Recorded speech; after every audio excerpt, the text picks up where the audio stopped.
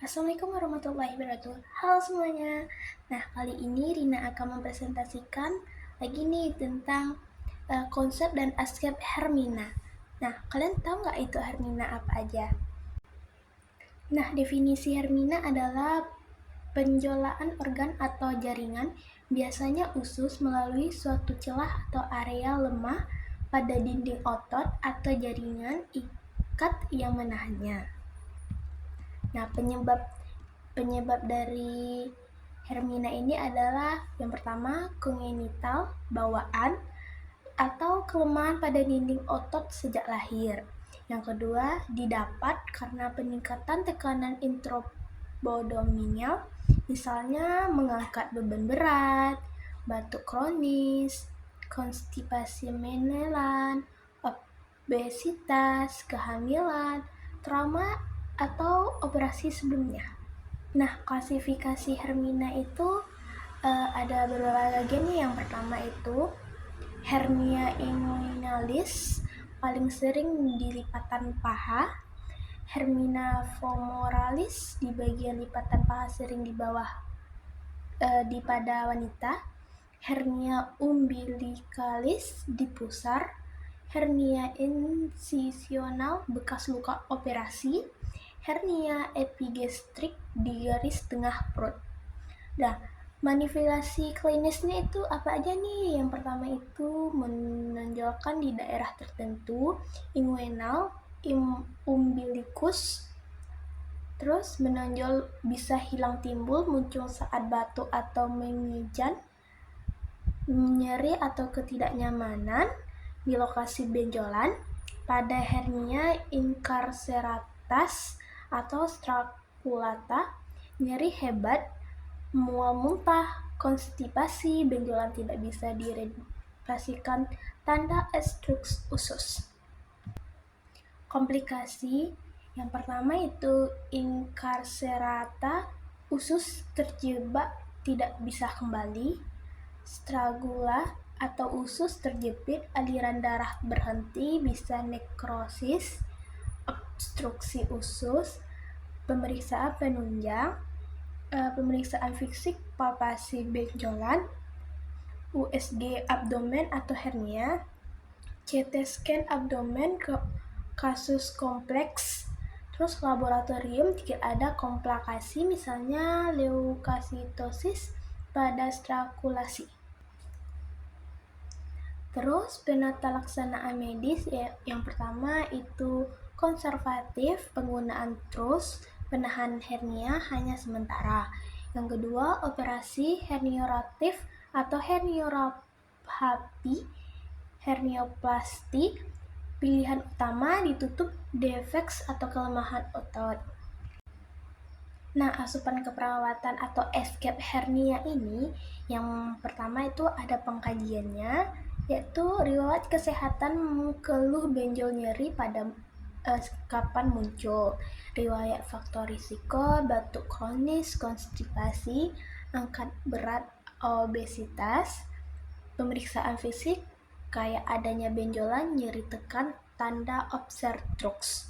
Terus psikososial, kecemasan terkait operasi atau penampilan.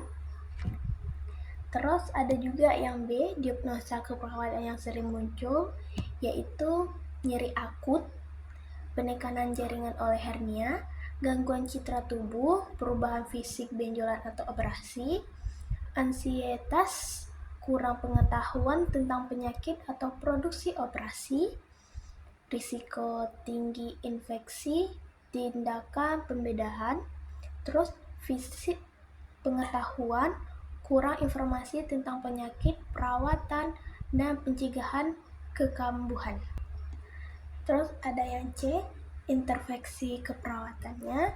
Yang pertama, gangguan citra tubuh, dengarkan ekspresi pasien terkait perasaan perubahan fisik, pemberian dukungan emosional, dan melibatkan keluarga dalam perawatan. Yang kedua, ansietas, memberikan informasi tentang prosedur yang akan dilakukan, fasilitas pasien untuk bertanya, ciptakan lingkungan yang tenang. Yang ketiga, risiko tinggi infeksi, yaitu monitor tanda infeksi, demam, kemerahan, luka bernanah. 2. Ajarkan perawatan luka yang benar. 3.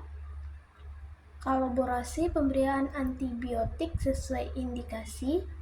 4. Yaitu definisi pengetahuan, edukasi pasien dan keluarga tentang penyebab, tanda bahaya, dan pencegahan kekambuhan. Hindari angkat berat atau batuk konstipasi. Nah, di Hermia ini juga ada implementasinya nih, yaitu dilaksanakan intervensi sesuai rencana yang di atas tadi. Evaluasinya nyeri berkurang, pasien tidak menunjukkan tanda anksietas berlebihan, luka operasi tidak menunjukkan tanda infeksi, pasien paham cara mencegah kekambuhan. Edukasi pasien dan keluarga, hindari menyangkut beban berat pada pasca operasi, konsumen makanan tinggi serat untuk mencegah konstipasi, kontrol rutin sesuai jadwal, jaga kesehatan luka operasi, segera lapor bila ada tanda nyeri hebat, demam, atau benjolan yang muncul kembali. Kesimpulan konsep dan askep hernia yaitu hernia adalah benjolan organ atau jaringan terutama usus melalui bagian otot atau jaringan yang lemah, sering muncul sebagai benjolan di daerah inguinal, umbilikus, atau insisi